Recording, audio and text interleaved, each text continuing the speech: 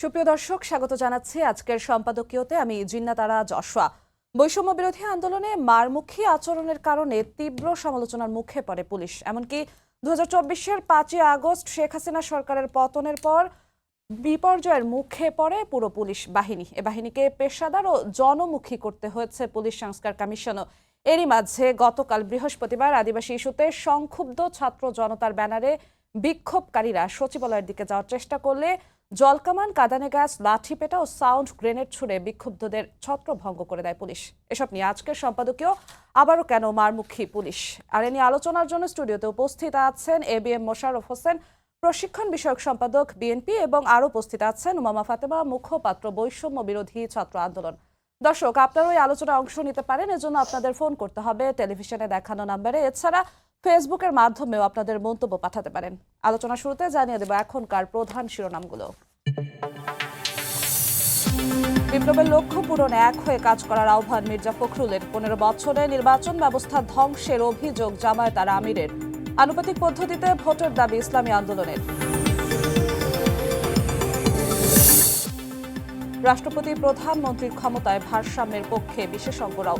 মূলনীতি পরিবর্তনে ভিন্ন মত, সবার মতামতে চূড়ান্ত প্রস্তাবনা তৈরির আশা নাগরিক কমিটির। স্বৈরাচারের আমলে সাংবাদিকদের মুখ বন্ধ করে ইন্টেলিজেন্স এজেন্সি, মন্তব্য প্রেস সচিবের। ক্ষমতাসীনদের স্বার্থ দেখায় গণমানুষের হচ্ছে না সব গণমাধ্যম, মত বক্তাদের। আদিবাসী ছাত্র জনতার উপর হামলার প্রতিবাদে শাহবাগে মশাল মিছিল। এখনো কমেনি জাতিগত বিভেদ, দেশের ভেতরের শত্রুকে চিহ্নিত করার দাবি।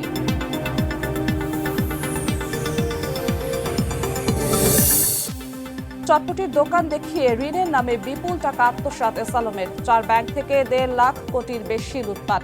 বড় দুর্নীতিবাজ ধরতে দুদককে আরও সক্রিয় হওয়ার পরামর্শ।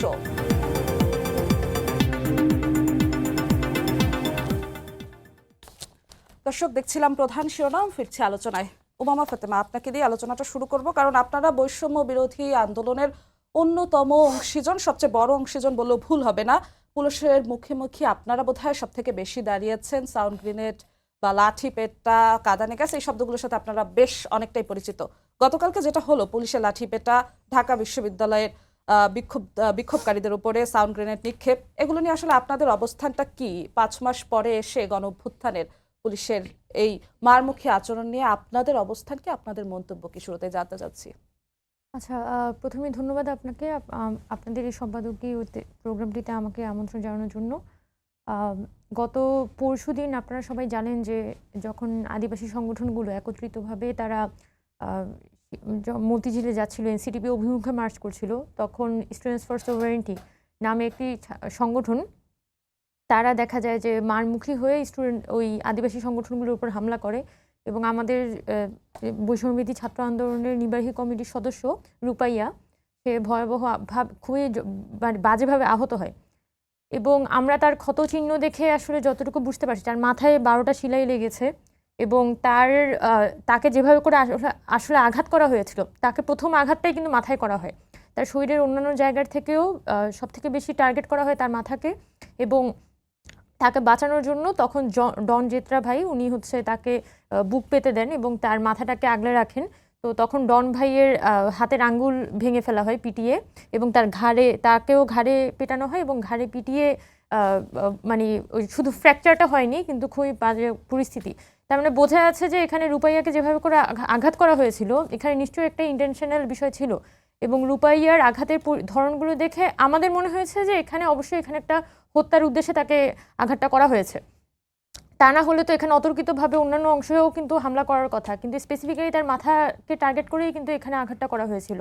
এখন গতকালকে যখন পরবর্তীতে বিভিন্ন ছাত্র সংগঠন একত্রিতভাবে শিক্ষা মন্ত্রণালয়ের অভিমুখে মার্চ করছিল, তখন কিন্তু পুলিশের তো আসলে কোনো প্রয়োজন ছিল না। তারা যখন ব্যারিকেড দিচ্ছে, আপনি যদি ব্যারিকেডের সামনে দেখেন যে কতজন মানুষ আসছে, খুব বেশি মানুষ ছিল এটাও তো আসলে বলার সুযোগ নেই।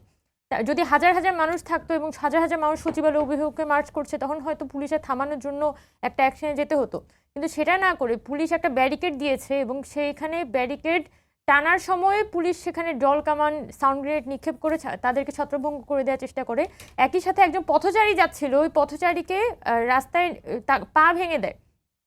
এই যে একটা ভয়াবহ একটা মারমুখী পরিস্থিতিতে এসে বাংলাদেশ পুলিশ আজকে অভ্যুত্থানের 5 বছর পরে, অভ্যুত্থানের সময়ে আমাদের সবাই মনে থাকার কথা যে যখন 5 আগস্ট শেখ হাসিনা সরকারের পতন হয়, তখন কিন্তু ইভেন 3 আগস্ট যখন পুলিশ এভাবে সাধারণ মানুষকে হত্যা করছিল, ওই সময়ও কিন্তু আমরা শাহবাগে মার্চ করার সময় যখন আমরা শহীদ মিনার থেকে শাহবাগ অভিমুখে মার্চ করছিলাম, তখন কিন্তু আমরা থানাগুলো প্রোটেক্ট করেছি যে থানায় কেউ হামলা করতে পারবে না। কিন্তু 5 তারিখে যখন পুলিশ টোটালি পুলিশের ব্যাকবোন ভেঙে যায়, এরপরে কিন্তু আমরা বৈষম্যবিরোধী ছাত্র আন্দোলন বলি, ইভেন পরবর্তী অন্তর্বর্তীকালীন সরকার সকলেই কিন্তু এখানে পুলিশের সাপোর্টে দাঁড়ানোর চেষ্টা করেছে, কারণ দেশে আইনশৃঙ্খলা পরিস্থিতি খারাপ। তো পুলিশকে রিফর্ম করে এনে যারা অন্তত জুনিয়র কনস্টেবল যারা আছে, যারা এখানে খুবই জুনিয়র পোস্টগুলোতে আসে, তাদের জায়গাগুলো চিন্তা করে কিন্তু এখানে অনেক ধরনের রিফরমেশনের কথাও কিন্তু সরকারের পক্ষ থেকে চিন্তা করা হয়েছে। কিন্তু এটার পরও যেহেতু বোঝা যাচ্ছে যে আসলে পুলিশ তার একটা অভ্যাস হয়ে গেছে, মানে সে যেহেতু গত 15 বছর এই ধরনের একটা সিস্টেমে ফাংশন করেছে, যে সিস্টেমে তার পুরো কাজই ছিল কিন্তু মূলত দমন পীড়ন করা, সে মানুষের সেবা দেওয়ার জন্য কিন্তু চাকরি নিত না।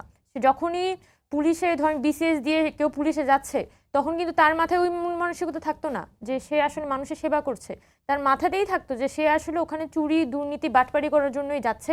এবং সেটার উদ্দেশ্যে তার পুরনো অভ্যাসের কারণেই গতকালকের হামলাটা হয়েছে নাকি পুরনো অভ্যাস? একই সাথে যদিও এখানে আসলে কোনো তথ্য না থাকলে বা কোনো প্রমাণ না থাকলে তো সেটার ভিত্তিতে কিছু বলা যায় না, কিন্তু স্পেসিফিক্যালি আমরা মনে করি যে এখানে পুলিশ যে এভাবে অতর্কিতভাবে হামলা করেছে, তার সাথে অবশ্যই অন্তর্বর্তীকালীন সরকারকে এখানে দুর্বল করে দেওয়া, ইভেন সরকারের আসলে কতটুকুই আইন শৃঙ্খলা বাহিনীর উপর হাত আছে, এগুলোও একটা বড় ধরনের কোয়েশ্চেন আমার মধ্যে তৈরি করেছে।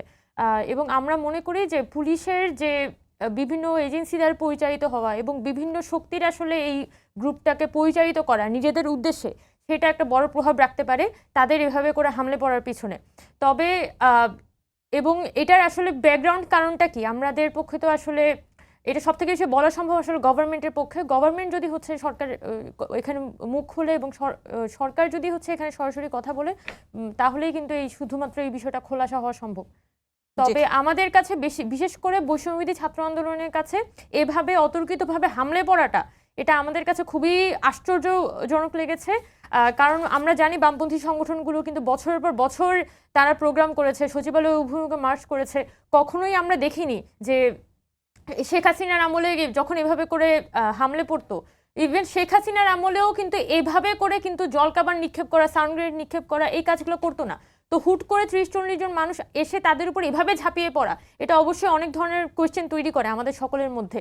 শুধুমাত্র এটাই নয়, এর আগেও কিন্তু আপনারা জানেন যে প্রাইমেনশিয়া ইউনিভার্সিটির স্টুডেন্টরা যখন শিক্ষক এবং ছাত্ররা যখন গিয়েছিল সচিবালয় অভিমুখে, তখন কিন্তু আমরা তাদের সাথে যখন কথা হয়েছে, ছাত্ররাও বলছে শিক্ষকরাও বলছে যে তাদের ভিতর থেকে কিছু প্রতিনিধি কিন্তু সচিবালয়ের ভিতরে যায় কথা বলার জন্য, এবং বাকিরা কিন্তু সচিবালয়ের বাইরেই ছিল, এবং যারা বাকিরা ছিল তাদের উপরে পুলিশ হামলে পড়ে এবং তাদেরকে রীতিমতো একটা মনে হচ্ছে যে অভ্যুত্থানের সময়কার পরবর্তী সময়ে পুলিশ যে পাওয়ারটা হারিয়েছে, সেই পাওয়ারটা তারা রিগেইন করার চেষ্টা করছে এই ছাত্রদেরকে মেরে।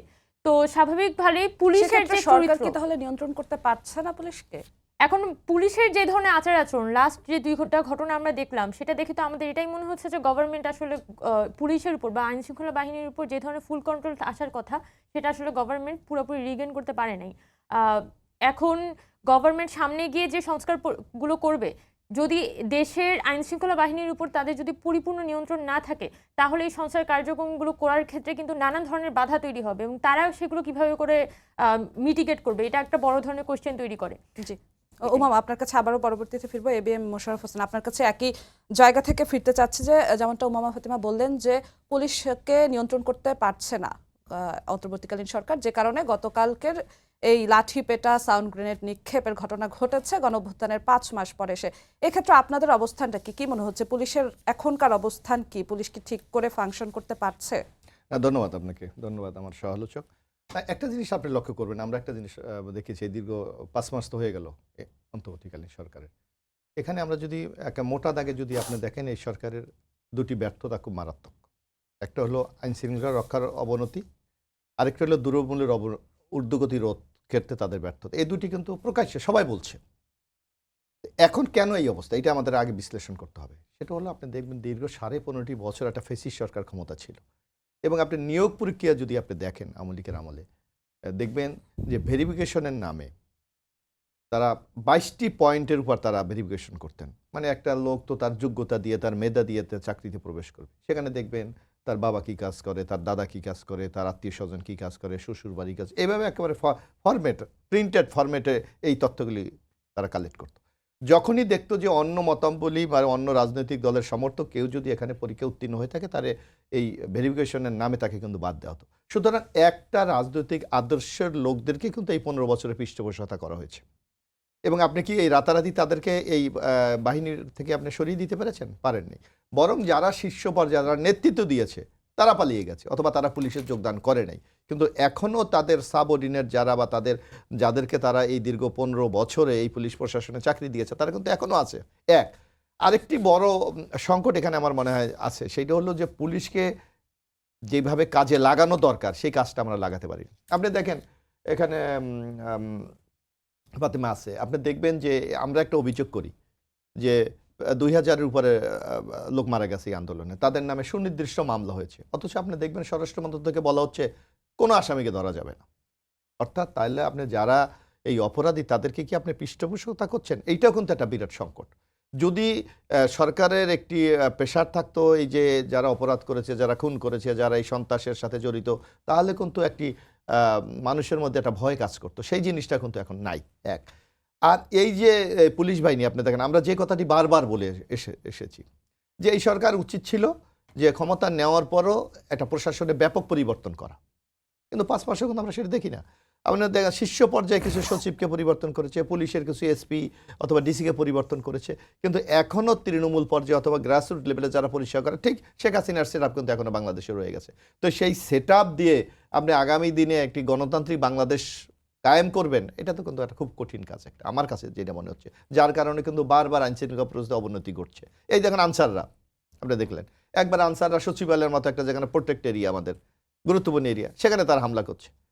অর্থাৎ সামগ্রিকভাবে এই সরকারের কার্যক্রম পরিচালনার মধ্যে আমরা একটা শিথিলতা কেমন যেন দেখছি। সরকারকে উচিত অপরাধীকে অপরাধী হিসেবে চিহ্নিত করে তার বিরুদ্ধে যদি ব্যবস্থা নেন, তাহলে আমার মনে হয় এই ধরনের ঘটনা থেকে এড়িয়ে যাওয়া সম্ভব হতো। সচিবালয়ের মতো জায়গায়, ঢাকা বিশ্ববিদ্যালয়ের মতো জায়গায় শিক্ষার্থীদের সামনে সাউন্ড গ্রেনেড নিক্ষেপ করা কিংবা লাঠি পেটা করা, এগুলো কি পুলিশ নিজেরা সিদ্ধান্ত নিয়েই করছে এমন মনে হয় আপনার? এখন তো বোঝা যাচ্ছে তারাই করছে। আর না হয় যদি না করে, তাইলে তো এই ইন্টেরিয়াম সরকারের যারা স্বরাষ্ট্র মন্ত্রণালয় যারা আছে তাদেরকে দায়িত্ব নিতে হবে, অথবা কেন এই ঘটনা ঘটেছে সেই ব্যাখ্যাটা তো সরকারের পক্ষ থেকে দিতে হবে। কিন্তু এর সুনির্দিষ্ট ব্যাখ্যা কিন্তু আমরা এখনো পাইনি, যার কারণে আমরা মনে হচ্ছে যে যেই কাজগুলি করা হচ্ছে সেইগুলোকে অবশ্যই পৃষ্ঠপোষকতা করা হচ্ছে। আপনি যদি ব্যবস্থা নেন তাইলে কিন্তু এই ঘটনা হতো না। তাহলে আমরা যে কথাটি ফাতেমা বলেছে, আমরা তো দীর্ঘ এই যে 15.5 বছর যে আমরা বিরোধী দল হিসাবে আন্দোলন করেছি, আপনার মনে আছে যে আমি পার্টির অফিস থেকে গ্রেপ্তার হয়েছিলাম, একটা অফিসের মধ্যে মানে 800-900-1000 মানে টিয়ার সেল নিক্ষেপ করা, সাউন্ড গ্রেনেড নিক্ষেপ করা, এটা একটা ভয়ঙ্কর ব্যাপার। আমরা ওই দিন যারা ভিতরে ছিলাম আমরা বুঝেছি যে আসলে ধ্বংসলীলা কাকে বলে।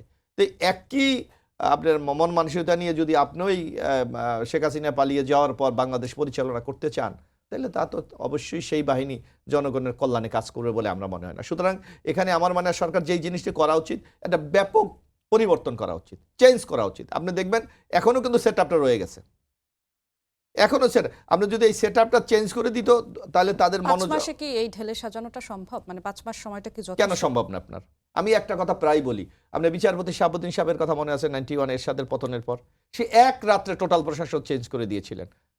অর্থাৎ একই যে আপনি তো লোক তো বাইরে থেকে আনতে পারবেন না, বাংলাদেশেরই তো লোক, কিন্তু আপনি দেখবেন যারা এখন মনে করেন ঢাকাতে আছে, তারা দীর্ঘ 15 বছর তাদেরকে তো নিজস্ব একটা সেট আপ আছে, তারা সোর্সকে, তারা কাকে নির্যাতন করতে হবে, কাকে, এরকম একটা শখ আছে। এই সেটটাকে যদি আপনি ধরেন রংপুর চেঞ্জ করে দেন, রাতারাতি কি কিন্তু তাদের মতো একটা বলয় তারা তৈরি করতে পারবে না। অথবা চিটাং যারা আছে তাদেরকে যদি আপনি খুলনে দিয়ে দেন, অর্থাৎ ইন্টারচেঞ্জের মাধ্যমে তাদের মনোজগতে একটা মেসেজ দেওয়া যে তুমি আগে যা করেছো সেই করাটার জায়গাটা এখন নাই। এই মেসেজটা যদি আপনি দিতে পারেন, আমার মনে হয় যে একটা বিরাট পরিবর্তন আসতে পারে, কিন্তু সেটা হচ্ছে না। আমরা বারবার বলি, আমরা জানি না এখানে আপনিও বলেছেন যে এই বৈষম্য বিরোধী ছাত্র আন্দোলনটা এখন নাগরিক কমিটি, আমরা মনে করি সরকারকে তারা সবচেয়ে বেশি সহযোগিতা করে অথবা সরকার পরিচালনা তাদের 3 জন প্রতিনিধিও আছে, কিন্তু কেন এই পরিবর্তনটা তারা করছে না এটা আমরা এখনো কিন্তু আমাদের বোধগম্য নয়। ঠিক। উমামা ফাতেমা, যেমনটা বলছিলেন এবি মোশাররফ হোসেন, যে আপনাদের প্রতিনিধি আছে অন্তর্বর্তীকালীন সরকারের মধ্যে, তো সেক্ষেত্রে আপনাদের প্রতিনিধিরাও, আমি যেমনটা শুরুতেই বলছিলাম যে এইসব শব্দের সঙ্গে, সাউন্ড গ্রেনেড, লাঠিপেটা, এগুলোর সঙ্গে আপনারা সব থেকে বেশি পরিচিত, তো আপনাদের প্রতিনিধিরা কি আপনাদের সঙ্গে যোগাযোগ করে যে তাদের অবস্থানটা কোথায়?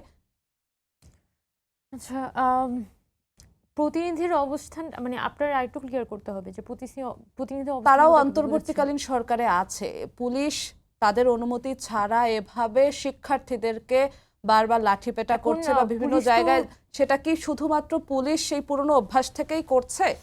কি বলে আপনাদের প্রতিনিধিরা, কি বলে এ বিষয়ে?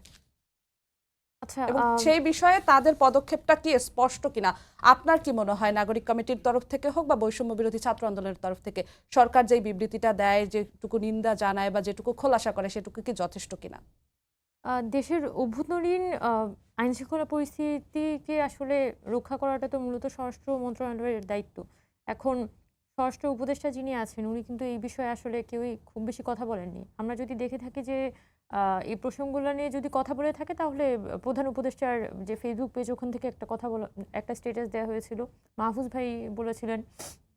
এর বাইরে কিন্তু আমরা খুব বেশি আসলে অভিমত দেখি নাই সত্যি বলতে। তো স্বরাষ্ট্র মন্ত্রণালয়ের পক্ষ থেকে যে স্টেটমেন্টটা আসা দরকার ছিল সেটা কিন্তু বা তাদের পক্ষ থেকে কিন্তু এটা ক্ল্যারিফাই করা দরকার ছিল। পুলিশ যে আসলে মানুষের উপর হামলা করলো পুনরায় অভ্যুত্থানে 5 মাস যেতে না যেতে, তো এটা কিভাবে করে আসলে সম্ভব হলো? এই কথাটাই আমি বলছি যে এটা তো আসলে গভর্নমেন্টের পক্ষ থেকে যদি একটা স্টেটমেন্ট দেয় তখন কিন্তু এটাকে খণ্ডন করা বা এটার পক্ষে কথা বলার একটা সুযোগ থাকে।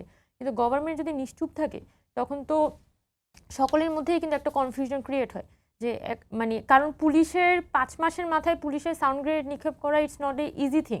মানে এটা যথেষ্ট পরিমাণে ব্যাকআপ আসলে তাদেরকে দিতে হয়েছে বা মনোবল তাদের জোগাড় করতে হয়েছে এই ঘটনাটা ঘটানোর জন্য, তাও আবার ছাত্রদের উপর হামলা করার জন্য। তো এই বিষয়টা নিশ্চয়ই গভর্নমেন্টের কাছে এটা একটা প্রপার ব্যাখ্যা থাকবে যেটা তারা প্রপার আমাদের কাছে প্রেজেন্ট করছে না। সরকারে আপনাদের এখন 3 জন প্রতিনিধি আমাদের আছেন। ছাত্রদের কাছে যখন রুবাইয়াদের উপর হামলা হয় গত পরশুদিন, তখন কিন্তু আমরা সাথে সাথেই আমাদের যারা ছাত্র প্রতিনিধিরা আছেন তাদেরকে বলি যে যাতে দ্রুততম সময়ের মধ্যে গ্রেফতার করা হয়, এবং সেদিনই কিন্তু তারা 2 জনকে গ্রেফতার করেছিল। এবং আমাদের মানে আজকেও আমরা বলছিলাম যে যারা বাকিরা আছে ভিডিও ফুটেজ দেখে কিন্তু এখানে চিহ্নিত করা সম্ভব যে কারা 300 জনের এখানে বিরুদ্ধে মামলা হয়েছে, কারা এখানে সরাসরি যুক্ত ছিল, কারা তার উপর হামলা করছিল, তাকে পেটাচ্ছিল। এগুলো কিন্তু ভিডিও ফুটেজ দেখলেই বের হয়ে আসবে, এবং তারা এখনো পর্যন্ত দেশেই আছে, দেখা যাবে ঢাকা শহরেই আছে। তো এদেরকে ধরাটা তো আসলে খুবই সহজ, কিন্তু গভর্নমেন্ট এখনো পর্যন্ত কেন সেই গ্রেফতারগুলো করছে না সেটা নিয়ে আমাদের সবার মধ্যেই কিন্তু এক ধরনের প্রশ্ন আছে। এখন আমাদের বৈষম্যবিরোধী ছাত্র আন্দোলনের পক্ষ থেকে যারা বর্তমানে গভর্নমেন্টে আছে তাদের কাছে আমরা বারবারই বলছি যে এই যে মানুষগুলো মানে এই যে হচ্ছে স্টুডেন্টস ফর সোভারেনিটি, এই যে একটা সংগঠন, তারা কিভাবে করে অল অন এ সাডেন অভ্যুত্থান পরবর্তী সময়ে গজিয়ে তারা এসে হচ্ছে যে একটা মানে দীর্ঘদিন ধরে লড়াই করে যাওয়া মানুষদের উপর হামলা করতে পারে, এবং গভর্নমেন্টের আসলে রীতিমতো একটা নির্বিকার পরিস্থিতি। এখন ন্যূনতম তো একটা হইতে পারতো কি যে স্টুডেন্টস ফর সোভারেনিটি নামে যে অর্গানাইজেশনটি গজিয়েছে তাকে তো নিষিদ্ধ করা যেত। মানে এই যে মানে একটা প্রসেসের মধ্যে দিয়ে আসলে যাইতে হয় গভর্নমেন্ট। আমরা দেখতে পাচ্ছি এখনো পর্যন্ত গভর্নমেন্টের পক্ষ থেকে সুনির্দিষ্ট কোনো প্রসেসও দেখানো হয়নি, সুনির্দিষ্ট কোনো কাজও আমরা ওই অর্থে দেখতে পাচ্ছি না। এখন কেনই তারা প্রপার অ্যাকশনটা আসলে নিতে পারছে না সেটা তো আসলে আমাদের সবার মধ্যে এক ধরনের কোশ্চেন তৈরি করছে। আমরা বৈষম্যবিরোধী ছাত্র আন্দোলনের পক্ষ থেকে যেমন একটা স্টেটমেন্ট দিয়ে গতকাল যেমন জাতীয় নাগরিক কমিটির একজনের সংশ্লিষ্টতা পাওয়া গিয়েছিল পুরো বিষয়টার সাথে, যিনি জাতীয় নাগরিক কমিটির একটা উইংয়ের পার্ট ছিলেন, প্রতিনিধি ছিলেন। তো আমরা তার এগেনস্টে কিন্তু একটা স্টেটমেন্ট দিয়েছিলাম যে এভাবে এই যে মানে পরবর্তীতে জাতীয় নাগরিক কমিটি কিন্তু তাকে বহিষ্কারও করে। এখন আমরা বৈষম্যবিরোধী ছাত্র আন্দোলন আমাদের জায়গা থেকে যথেষ্ট সেন্সিটিভ আছি পুরো বিষয়টা নিয়ে, এবং আমাদের কিন্তু একটা প্রোগ্রামও করার কথা এই যে পুলিশি নির্যাতন হচ্ছে সেটা নিয়ে। আজকেও আমরা কথা বলছিলাম যে আজকে আমরা একটা প্রোগ্রাম করব কিনা এই পুলিশি নির্যাতন নিয়ে, যদিও শেষ পর্যন্ত আর করা হয়নি। কিন্তু সত্যি কথা বলতে আমরা বৈষম্যবিরোধী ছাত্র আন্দোলন আমাদের জায়গা থেকে যথেষ্ট পরিমাণে সিনসিয়ার আছি, এবং যে ঘটনাটা ঘটে গেল এটা আমাদের যে অভ্যুত্থানের ওভারঅল স্পিরিট, আমরা যদিও খুব ঠুনকো লাগে অভ্যুত্থানের স্পিরিটটা তো সবাই এখন ব্যবহার করে, কিন্তু অভ্যুত্থান আসলে মানুষের মধ্যে যে আশা আকাঙ্ক্ষা জন্ম দিয়েছিল সেগুলো তো চুরমার হয় আসলে খুব ছোট ছোট জিনিস দিয়ে। এটার জন্য খুব বড় ঘটনা আসলে ঘটতে হয় না, খুব ছোট ছোট বিষয়ে আসলে অভ্যুত্থান ব্যর্থ হয়। তো অভ্যুত্থানের ব্যর্থতার একটা সাইন আসলে এই ঘটনাটা। তো আমরা আমাদের জায়গা থেকেও সেজন্য খুবই মর্মাহত যে এভাবে মানে ৫ না, মাস যেতে আপনারাও যেতে এরকম আপনাদের একটা তরফ পরিস্থিতিতে থেকে চলে গেছে। প্রশ্নগুলোর উত্তর পাচ্ছেন না, আপনারা উত্তরগুলো খুঁজছেন, আমরাও তাই তো? নানান অংশীজনকে জিজ্ঞেস করেছি, গভর্নমেন্টের কাছে জিজ্ঞেস করেছি এবং তাদের কাছ থেকে আমরা ওই ধরনের কোনো সেক্ষেত্রে প্রপার উত্তর আপনাদের পাইনি। যারা প্রতিনিধি এখন হিসেবে আমি সরকারে যেটা আছে এখানে তারাও কি উত্তরটা আমি দিতে যেটা পারছে এটা না? এই বিষয়ে যেটা মনে করি যে উত্তরটা আসলে আমি উমামা ফাতেমা বৈষম্যবিরোধী ছাত্র আন্দোলনের মুখপাত্র বলে আমি এটা জিজ্ঞেস করলে তাদের আমাকে উত্তর দিতে হবে। বিষয়টা আসলে এভাবে না হওয়াটাই ভালো। বরং সরকার তো আসলে জনগণের সরকার, এটা তো বৈষম্যবিরোধী ছাত্র আন্দোলনের সরকার না। এটা যেমন বিএনপির সরকার, এটা সরি আওয়ামী লীগ বলছি, যে এটা সবারই আসলে সরকার। তো এই যে সরকার যদি যদি জবাবদিহিতা করে তাহলে তার জনগণের কাছে জবাবদিহিতা করবে। জবাবদিহিতা আসলে বৈষম্যবিরোধী ছাত্র আন্দোলনের কাছে করবে না। তো যারা ছাত্র প্রতিনিধি যারা সরকারে আছে তারাও কিন্তু সরকারেরই পার্ট। আমি হয়তো ইন্টারনালি তাকে একটা কথা জিজ্ঞেস করতে পারি, সে হয়তো ইন্টারনালি আমাকে একটা কথা জবাব দিতে পারে, কিন্তু ইন্টারনালি একটা কথার জবাব দেওয়া ডাজেন্ট মিন যে এটা গভর্নমেন্ট ক্ল্যারিফিকেশন দিচ্ছে। গভর্নমেন্টের ক্ল্যারিফিকেশন মানে সে একটা সংবাদ সম্মেলন করে ব্রিফিং করে জনগণকে বর্ণনা করছে যে আসলে ঘটনা কি ঘটেছিল। সো এই ধরনের ক্ল্যারিফিকেশনগুলো থাকাটা জরুরি, এই ধরনের স্বচ্ছতা থাকাটা জরুরি, যেটা আমার মনে করি যে এখানে অনেক জায়গাতেই ঘাটতি আছে। এবং যেহেতু গভর্নমেন্ট প্রপারলি কমিউনিকেট করতেছে না, জনগণের সাথে প্রপারলি কমিউনিকেট করছে না, তো জনগণ বা সাংবাদিক সকলেই কিন্তু চেষ্টা করে বৈষম্যবিরোধী ছাত্র আন্দোলনের থ্রু গভর্নমেন্টের বক্তব্যটা জানতে। কিন্তু আমরা তো আসলে গভর্নমেন্টের কোনো ডিফেন্স ফোর্স না যে আমরা গভর্নমেন্ট কিছু একটা করবে এবং সেটার ব্যাখ্যা আমরা দিব। তো স্বাভাবিকভাবেই গভর্নমেন্ট কেন ছাত্রদের উপর হামলা চালিয়েছে, গভর্নমেন্ট কেন এখনো পর্যন্ত গ্রেফতার করতে পারছে না, সেই কথাটার জবাব কিন্তু সরকারের পক্ষ থেকেই সব থেকে ভালো দেওয়া সম্ভব। বরং আমাদের যেটা করা সম্ভব সেটা হচ্ছে আমাদের যে বোনদের উপর যে হামলা হয়েছে, আমাদের ভাইদের উপর যে হামলা হয়েছে, সেটাকে স্পেসিফিক্যালি ধরে চিহ্নিত করে দেয়া যে দেখেন এই মানুষগুলো হামলার সাথে জড়িত ছিল, যেটা অলরেডি আপনার ফেসবুকে সোশ্যাল মিডিয়াতে সার্কুলেট হচ্ছে যে এই মানুষগুলো হামলার সাথে জড়িত ছিল। সো আপনারা এদের এগেনস্টে অ্যাকশন নেন। তো যদি আওয়ামী আমলের মতোই সরকার নির্বিকার থাকে তাহলে তো আসলে আমরা যে সংস্কারের কথা বলছি সেটা দিয়ে খুব বেশি লাভ হবে না। জি। এবং আমরা এক্সপেক্ট করবো যে আপনারাও আসলে যখনই তাদের সাথে ইন্টারাকশন হবেন এই পয়েন্ট টু পয়েন্ট কোয়েশ্চেনগুলো জিজ্ঞেস করবেন যে তারা কেন পুলিশ স্টুডেন্টদের উপর হামলা করলো। জি, উমামা আপনার কাছে আবারও ফিরবো। A B M Mosharraf Hossain আপনার কাছে ফিরতে চাচ্ছি। উমামা যেমনটা বললেন জুলাই অভ্যুত্থানের স্পিরিট নিয়ে, আজকে গত দুদিনের ঘটনার প্রতিবাদে আয়োজিত এক অনুষ্ঠানে গণতান্ত্রিক অধিকার কমিটি একটি কথা বলেছে যে জুলাই গণ অভ্যুত্থানের পর যেখানে বৈষম্য দূর হওয়ার কথা ছিল সেখানে এখনো জাতিগত বিভেদ দূর হয়নি বলে তারা মনে করেন, এমন একটি অভিযোগ তারা তুলেছেন। গত দুদিনের ঘটনা এবং আদিবাসী ইস্যুতে আপনার কি মনে হয়? এই মন্তব্যের সাথে আপনি কি বলবেন? না, আদিবাসী আপনি দেখবেন আমরা বাংলাদেশ জাতীয়তাবাদী দলের পক্ষ থেকে যেমন মূল সংকটটা কোথায়, যেমন আমরা বাঙালি না বাংলাদেশি, এই সংকটটা কিন্তু একটা সময় ছিল, কিন্তু আমাদের নেতা শহীদ রাষ্ট্রপতি জিয়াউর রহমান কিন্তু স্পষ্ট ভাষায় জাতি ধর্ম সবাইকে একটি ছাতার নিচে নিয়ে আসার জন্য উনি কিন্তু বলেছে জাতীয়তার পরিচয় আমরা বাংলাদেশি। সুতরাং আমাদের কাছে আদিবাসী বলেন, আমরা যারা বলি সবাই কিন্তু আমরা এক হিসাবেই আমরা মনে করি। হ্যাঁ, তাদের কিছু ক্ষোভ আছে, তাদের অনেক অধিকার এখনো প্রতিষ্ঠা হয় নাই, তারা যে ডিমান্ডগুলি প্রত্যাশা করে সেগুলি হয়তো রাষ্ট্র হিসাবে আমরা এখনো পূরণ করতে পারিনি, সে ক্ষোভটা স্বাভাবিক। কিন্তু সেইটা পূরণের জন্য সরকার থাকে, সরকার আলাপ আলোচনার মাধ্যমে সেই সংকট সমাধান করবে, এইটাই তো আমরা প্রত্যাশা করি। কিন্তু সেই সংকট সমাধান করতে গিয়ে আপনি তাদের উপর দমন নিপীড়ন চালাবেন, এটা তো কোনোভাবে সভ্য দেশে এটা চিন্তা করা যায় না। যার কারণে আমার মনে হয় এই ব্যাপারে সরকার খুব আরও কেয়ারফুল হিসাবে হ্যান্ডেল করা উচিত এই জিনিসগুলো। আমি একটু ফাতেমার একটু ব্যাপারটা আমি বলতে চাই। যে কথাটি আপনি বলেছিলেন উনি ব্যাপারটা একটু এড়িয়ে গিয়েছেন। আসলে আমরা মনে করি যে সরকার হওয়া উচিত কালেকটিভ, সবার কালেকটিভ রোলের মাধ্যমে কিন্তু একটা সরকার সাকসেস হয়। তো সেখানে আমরা যে জিনিসটা বলতে চাই যে এখানে দেখবেন যে রাজনৈতিক দলের কোনো প্রতিনিধি কিন্তু এখানে নাই, কিন্তু এই আন্দোলনের একটা শক্তির কিন্তু প্রতিনিধি এখানে আছে, সেটা বৈষম্যবিরোধী ছাত্র আন্দোলনের 3 জন উপদেষ্টা। সুতরাং এইসব জিনিসগুলোতে কিন্তু তাদের রিয়্যাক্ট করাটা খুব প্রয়োজন যে কেন এই ঘটনা ঘটছে, এই বৈষম্যের বিরুদ্ধে, এই পুলিশের অত্যাচারের বিরুদ্ধে, গভর্নমেন্টের অগণতান্ত্রিক আচরণের বিরুদ্ধেই তো আমরা দীর্ঘদিন আন্দোলন করেছি, যার সর্বশেষ পরিণতি ছাত্র এই জনতার গণ অভ্যুত্থান।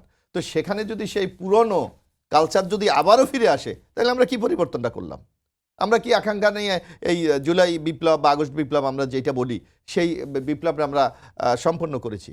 সুতরাং এই সকল ব্যাপারগুলি কিন্তু আমাদের খুব কেয়ারফুলি হ্যান্ডেল করা উচিত।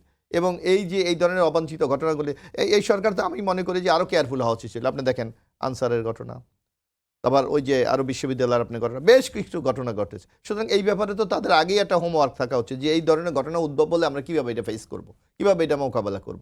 আমার মনে হয় সেই ক্ষেত্রে সরকারের সমন্বয়হীনতার একটা অভাব আছে, যার জন্য আমরা কিন্তু রাজনৈতিক দলের পক্ষ থেকে বারবার বলছি যে আপনারা এই যে সমন্বয়হীনতাগুলোকে দূর করে সম্মিলিতভাবে কাজগুলি করুন। সেখানে কিন্তু আমার মনে হয় একটু ঘাটতি আছে বলে মানে আমাদের কাছে মনে হয়। শিক্ষার্থীদের প্রতিনিধি হয়ে যারা সরকারে যুক্ত আছেন তাদের ফাংশনে কিছু ঘাটতি দেখতে পাচ্ছেন? তাদের এমনটা তো বলতে রোলটা চাচ্ছেন? বেশি প্লে করা উচিত, কারণ তারা তো এই যে ছাত্রদের প্রতিনিধি, কারণ ঘটনাটা ঘটেছে যারা তো ছাত্রদের মধ্যে উপরে। থেকে, সুতরাং তাদের রিয়াক্ট করা উচিত। তারা যদি খুব তৎপর হয়ে যদি আপনি হোম মিনিস্ট্রি অথবা যদি প্রধান উপদেষ্টা কার্যালয়ের সাথে যদি সংযোগ করলে, এতদিনে কিন্তু ফাতেমা যে কথাটি বলেছে যে আমরা কোনো এখনো স্টেটমেন্ট পাইনি। কেন স্টেটমেন্ট করবে না? কি ঘটনা কেন ঘটেছে, কার এই ঘটনা ঘটেছে, সরকার কি স্টেপ নিয়েছে, এগুলো তো জাতির সামনে উপস্থাপন করা উচিত ছিল। কিন্তু এখন কিন্তু একটা ধোঁয়াশার মধ্যে আমরা আছি। এই ক্ষেত্রে আমার মনে হয় তাদেরকে আরও সমন্বয়ের মাধ্যমে কাজগুলি করলে আমরা অনেক বেশি উপকৃত হতাম। মামা ফাতেমা, আপনারও কি মনে হচ্ছে এই বিষয়ে যে সমন্বয়টা কিছুটা কম হচ্ছে? ছাত্র প্রতিনিধিদের কি বলতে চান কিনা এই বিষয়ে কিছু? সমন্বয় কম হচ্ছে, ধরেন গভর্নমেন্টের ভিতরে আমি যেটা বুঝি, গভর্নমেন্টের ভিতরে এক একজনের রোল আসলে এক এক রকম, যেটা প্রত্যেকটা আলাদা আলাদা ধরনের মিনিস্ট্রি দেওয়া হয়েছে, সেগুলো পরিচালনার দায়িত্ব দেওয়া হয়েছে। এখন মানে ধরেন আপনার যে কাজটা হচ্ছে স্বরাষ্ট্র মন্ত্রণালয় করার কথা, সে কাজটা যদি আমি এক্সপেক্ট করি যে নাহিদ ইসলাম করবে, তার মানে তো নিশ্চয়ই এখানে প্রপার ফাংশন এটা হচ্ছে না। এখন আমি যেটা এক্সপেক্ট করি যে বৈষম্যবিরোধী ছাত্র আন্দোলন বা আচ্ছা হোয়াটএভার, মানে এখানে যেটা গভর্নমেন্টের মধ্যে যে ছাত্র প্রতিনিধিরা আছে, তারা কিন্তু আসলে জনগণের প্রতিনিধি হিসেবেই ওখানে আছে। তো স্বাভাবিকভাবেই তাদের হয়তো তাদের মধ্যে থেকে মাহফুজ আলম উনি কিন্তু কথা বলেছেন, উনি স্টেটমেন্ট দিয়ে বলেছেন যে এখানে 2 জনকে গ্রেফতার করা হয়েছে, বাকিদেরকে গ্রেফতার করার কাজ চলছে। কিন্তু সেটা হয়তো উনি ব্যক্তি জায়গা থেকে করেছেন, যেহেতু উনি ঢাকা বিশ্ববিদ্যালয়ে পড়েছেন, দীর্ঘদিন এখানে ঢাকা বিশ্ববিদ্যালয়ের পলিটিক্যাল স্ফিয়ারের সাথে তার যোগাযোগ ছিল, তো তিনি নিজেও ব্যথিত হয়েছেন। সেই জায়গা থেকে হয়তো উনি ইয়েটা করতে পারেন। তবে এটা যেটা দরকার যে প্রপার অ্যাকশনটা তো আসলে সরকারের মধ্য থেকে উঠে আসাটা দরকার। আমরা যদি দেখি যে স্টেটমেন্ট আছে কিন্তু প্রপার অ্যাকশনটা নাই, তাহলে তো এই মানে অ্যাকশনটা আসলে কথাটা আসলে ছাত্র প্রতিনিধি বলল অথবা অন্য কেউ বলল, সেটা তো আসলে কিছু আসে যায় না। বরং যেটা হওয়া দরকার ছিল যে আচ্ছা সরকারের পক্ষ থেকে কিন্তু পরিষ্কার করা যে এগুলা আমরা করতে পারছি, এটা আমরা করতে পারছি না। তো এই যে ক্লিয়ার একটা মেসেজ, জনগণের সাথে একটা ক্লিয়ার কানেক্টিভিটি, সেটাই আসলে জনগণ চায়। জনগণ বুঝতে পারছে যে সরকারের পক্ষে আসলে সবকিছু করা সম্ভব না, কারণ যেহেতু এটা একটা অ্যাপলিটিক্যাল গভর্নমেন্ট, তো অ্যাপলিটিক্যাল গভর্নমেন্টের পক্ষে তো সব জায়গায় আসলে নিয়ন্ত্রণ করাটা সম্ভব না। যেটার একটা বড় উদাহরণই কিন্তু আইনশৃঙ্খলা বাহিনী। কিন্তু অন্তত এই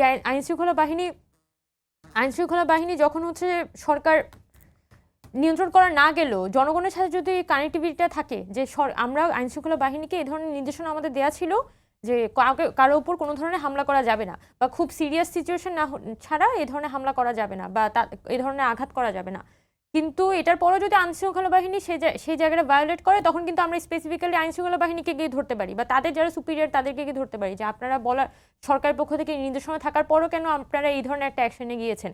তার মানে এটা কিন্তু সরকারও কথাটা স্পষ্ট করে বলছে না, আর জনতাও একটা ঘোলাটে পরিস্থিতির মধ্যে আছে, যেটা বৈষম্যবিরোধী ছাত্র আন্দোলনও একই ধরনের ঘোলাটে পরিস্থিতির মধ্যে আছে। বরং এখানে বিষয়টা আসলে ছাত্র প্রতিনিধিরা কি বলছে এটা থেকে খুব গুরুত্বপূর্ণ যে সরকার অ্যাজ এ হোল কি অ্যাকশনটা নিচ্ছে, বা সরকার অ্যাজ এ হোল তার জনগণের কাছে ক্লারিফিকেশনটা দিচ্ছে। বাট আমরা দেখতে পাচ্ছি যে অ্যাকশন বলি বা ক্লারিফিকেশন বলি, দুটো জায়গাতেই কিন্তু সরকারের পক্ষ থেকে ঘাটতি আছে, যেটা আমি মনে করি না যে শুধুমাত্র ছাত্র প্রতিনিধিদেরকে আলাদা করে করা, এটার জন্য দায়ী করার আসলে কিছু আছে। পুলিশের মনোবল ফেরানোর কথা বলা হচ্ছিল, আইন শৃঙ্খলা রক্ষা বাহিনীকে আরো চাঙ্গা করার জন্য, আইন শৃঙ্খলা পরিস্থিতি ঠিক করার জন্য, এবং পুলিশ কি মনোবল ফিরে পাচ্ছে মনে হচ্ছে? এগুলি আমার মনে হয় যে পুলিশের আপনার এখানে একটা সাইকোলজিক্যাল তাদের মধ্যে একটা এফেক্ট করেছে। আপনি দেখবেন গত বৈষম্য বিরোধী এই ছাত্র আন্দোলনে কিন্তু আপনার প্রচুর পুলিশ মারা গেছে, থানায় আক্রমণ হয়েছে, তারা ব্যক্তিগতভাবে ক্ষতিগ্রস্ত হয়েছে। সুতরাং তাদের একটা মনোজগতে কিন্তু একটা বিরাট আতঙ্ক এখনো বিরাজ করছে। আমার মনে হয় পুলিশ ডিপার্টমেন্টের পক্ষ থেকে এই যে একটি আতঙ্ক, যে একটা মানসিক যে ভঙ্গুরতা, এইটাকে রিপেয়ার করার জন্য কিছু তারা সাইকোলজিক্যাল কিছু প্রোগ্রাম নেওয়া উচিত। সেখানে তাদেরকে মনোবল বুস্ট আপ করা, গভর্নমেন্ট আরও তাদেরকে বেশি করে সময় দিয়ে তাদেরকে উৎসাহিত করা, এই কাজগুলি আমাদের সরকারের পক্ষ থেকে করা উচিত। কিন্তু সেক্ষেত্রে আমার মনে হচ্ছে যে প্রপারই সেই কাজগুলি ওইভাবে কম্বাইন্ডলি কিন্তু হচ্ছে না, বিচ্ছিন্নভাবে হয়তো হচ্ছে। বিভিন্ন সময় বিএনপি নেতাকর্মীরা বলেন যে নির্বাচন হলে একটি নির্বাচিত সরকার আসলে, রাজনৈতিক সরকার আসলে এসব সমস্যা সমাধান করা অনেকটা সহজ হয়ে যাবে। কি মনে করেন? না, এইটা তো সহজে, আপনি এইটাকে তো বাস্তবতা আপনাকে মানতে হবে। কারণ হলো রাজনৈতিক দলের কিন্তু তার একটা সংগঠন আছে। তৃণমূল এখন ধরেন এই ডক্টর ইউনূস সাহেবের নেতৃত্বে, তার তো কোনো রাজনৈতিক সংগঠন নাই, তার শক্তি হলো রাজনৈতিক সামাজিক শক্তি তাকে সাপোর্ট দিচ্ছে। কিন্তু আপনি তো মনে করেন যে কোনো একটা পলিটিক্যাল পার্টি যদি ক্ষমতায় আসে, তার তৃণমূল থেকে শুরু করে কেন্দ্র পর্যন্ত কিন্তু সাংগঠনিক একটা কাঠামো আছে। সে যেই জিনিসটা বাস্তবায়ন করতে চাইবে, সরকার যেমন সরকারি ইনস্ট্রুমেন্ট সে ব্যবহার করবে, পাশাপাশি তার দলের নেতাকর্মী সমর্থকদের কিন্তু সে ব্যবহার মানে করতে বর্তমান পারে। যে আইন শৃঙ্খলা পরিস্থিতি, একদম যদি আমরা আমাদের বিষয় ধরে বলি, সেই পরিস্থিতি উন্নয়ন ঘটানো নির্বাচিত সরকারের পক্ষে অনেকটা সহজ। এটা কারণ তার দুইটা হ্যান্ডস তার আছে, একটা হলো প্রশাসন, আরেকটা হলো তার দলীয় সাংগঠনিক কাঠামো। দুটাকে যদি কম্বাইন্ডলি কাজ করে তো অনেকভাবে এটা উন্নতি করা ইজি। আমরা দেখেছি অভিজ্ঞতায় আমাদের। সেক্ষেত্রে স্বাধীনভাবে পুলিশ কাজ করতে পারবে কিনা? না, পুলিশ তো তার সে নির্দিষ্ট তার যে আইন আছে, তার বিধিবিধান আছে, সেগুলি প্রয়োগ করে সে কাজ করবে। কেউ যদি আইন ভঙ্গ করে তার বিরুদ্ধে আইনগত ব্যবস্থা গ্রহণ করবেন। কারণ এটা তো অলরেডি তাদের আইনেই বলা আছে যে একটা পুলিশ কতদূর অ্যাকশনে যেতে পারবে, কতটুকু পারবে না, কি আইনে না। আমরা আওয়ামী লীগের আমলে আমরা দেখেছিলাম যে আপনি জানেন যে কোনো কাউকে যদি আপনি গ্রেপ্তার করেন 24 ঘন্টার মধ্যে তাকে কোর্টে প্রডিউস করতে হবে। কিন্তু আমরা দেখি 24 ঘন্টা কেন, 7 দিন, 1 সপ্তাহ, 15 দিনও কোনো খোঁজ নেই। অর্থাৎ এই যে নিয়ম ভাঙ্গা, আইনকে লঙ্ঘন করার যেই প্রতিযোগিতা বিগত সরকারের আমলে ছিল, সেই মন মানসিকতা থেকে এখনো কতটুকু বেরিয়ে আসতে পেরেছে, এইটাই কিন্তু আগামী দিন আমাদের জন্য সবচেয়ে বড় চ্যালেঞ্জ হবে। রাজনৈতিক দল বলেন বা এই গভর্নমেন্ট, ইন্টেরিয়াম গভর্নমেন্ট বলেন, এটা বিরাট একটা চ্যালেঞ্জ হয়ে দাঁড়িয়েছে। উমামা ফাতেমা, আপনারও কি মনে হয় যে একটি রাজনৈতিক সরকার আসলে, নির্বাচিত সরকার আসলে দ্রুততম সময়ে, তাহলে আইন শৃঙ্খলা পরিস্থিতি যে ভঙ্গুর পরিস্থিতি রয়েছে এটাও উন্নয়ন ঘটানো সম্ভব? এটা আমি যেটা মনে করি যে এটা শুধুমাত্র হচ্ছে রাজনৈতিক সরকারের বিষয় না। মানে প্রসঙ্গটা এভাবে উত্থাপিত হচ্ছে কারণ গত 15 বছরে যেহেতু আওয়ামী লীগ সরকার পুরো আইন শৃঙ্খলা বাহিনীর একক আধিপত্য বিস্তার করেছিল, এবং এটা তো আসলে কোনো গণতান্ত্রিক প্রসেসে এটা নিয়োগ হয়নি, বা কোনো ভালো প্রসেসে আসলে এই নিয়োগগুলো হয়নি। তাদের ব্যাকগ্রাউন্ড চেক করার সময় সবসময় চেক করা হতো সে ছাত্রলীগ করে এসেছে বা তার আত্মীয় স্বজনের মধ্যে আওয়ামী লীগ আছে কিনা। যদি বিএনপি, জামাত বা স্পেসিফিক এরিয়া থেকে থাকতো তাহলে একেবারেই বাদ দিয়ে দিত। এটা তো মোটামুটি বাংলাদেশের খুবই কমন একটা প্রসেস। সো গত 15 বছরে যে পুলিশ এই ফর্মে এসেছে, এবং ধরেন একজন এসআই, সে এসআই নিয়োগ পাওয়ার 2-4-5 বছরের মধ্যে সে ফ্ল্যাট কিনে ফেলে, বা কয়েক বছর পরে সে একটা বিল্ডিং তৈরি করে ফেলে। তো এটা কিভাবে করে হয়? তার বেতন দেখা যায়, আপনি যদি কাগজে কলমে দেখেন, তার বেসিক বেতন থাকবে 8,500 টাকা বা 10,000 টাকা, যেটা একজন দারোয়ানের যে বেতন, সে বেতনের কাছাকাছি। কিন্তু আপনি যদি তার লাইফস্টাইল দেখেন বা তার সন্তানদের লাইফস্টাইল দেখেন, তাহলে আপনার মনে হবে যে কোনো বড় ব্যবসায়ীর পরিবার। তো স্বাভাবিকভাবেই পুলিশের আসলে গত 15 বছরে যে ফর্মে ফাংশন করেছে, তাদের এই অভ্যুত্থান পরবর্তী সময়ে ফাংশন করতে পারারই কথা না। কারণ তাদের তো আসলে ইনকামটা বন্ধ হয়ে গেছে, তাদের যেটা উপরে ইনকাম, তাদের যেটা চাঁদাবাজি, তাদের যেটা ঘুষ বা সেই বিষয়গুলো তো আসলে বন্ধ হয়ে গেছে।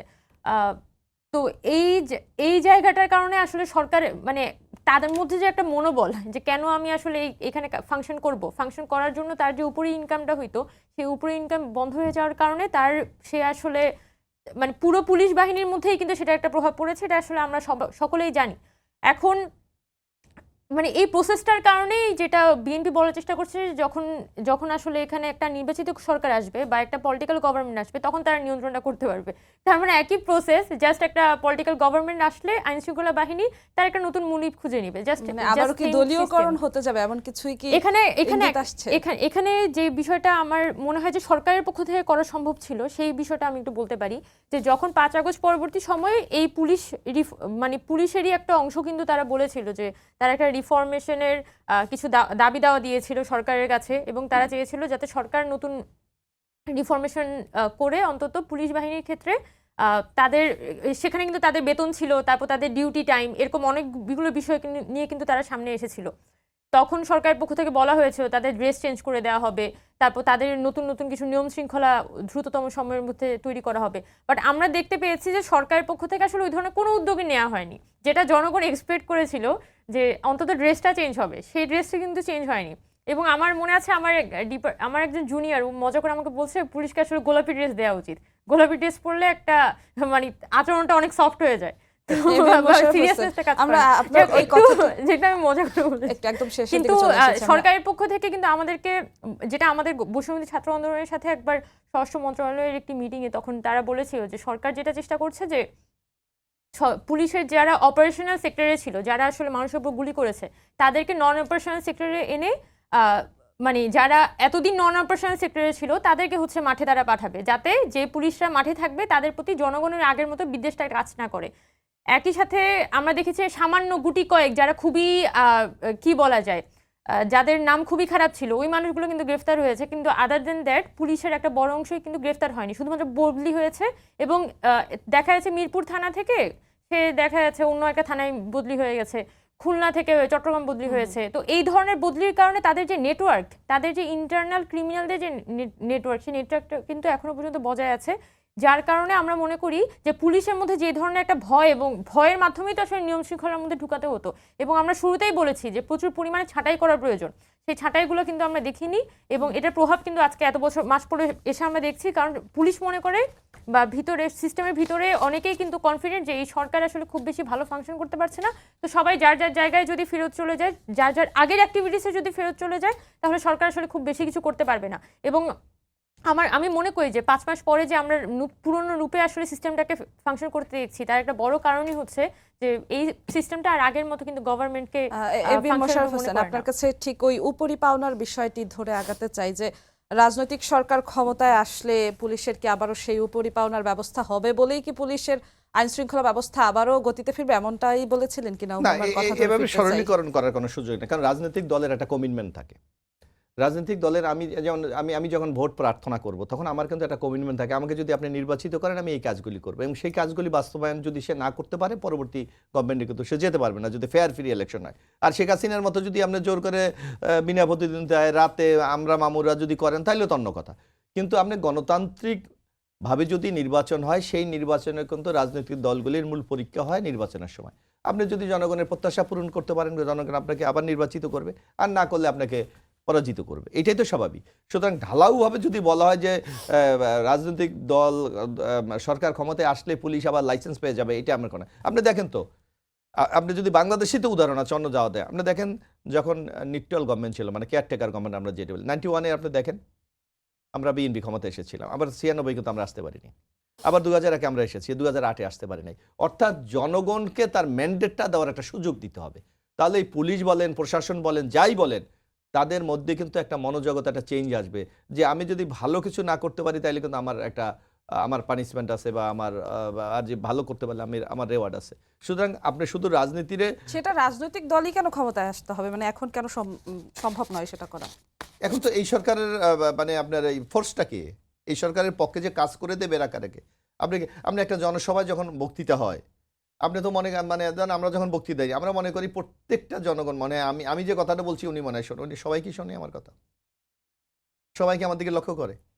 তো সুতরাং আপনাকে মানে একটা নির্দিষ্ট টার্গেট নিয়ে আপনাকে আগাতে হবে, যে আমি এই কাজটি অর্জন না করতে পারলে আমার নির্বাচনে যে কমিটমেন্ট করেছি সেটা আমার ফেল হবে, আগামী দিনে আমি আমার রাষ্ট্রীয় ক্ষমতা যাওয়া আমার জন্য একটা বিরাট চ্যালেঞ্জ হয়ে দাঁড়াবে।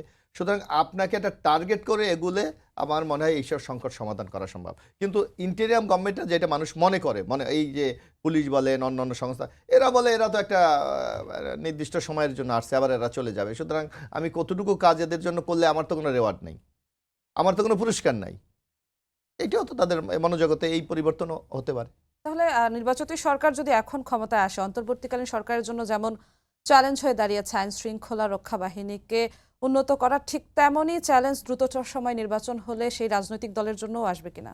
না, রাজনৈতিক দলে আমি তো আগেই কথা বলছি, রাজনীতি কিন্তু একটা অ্যাডভান্টেজ আছে।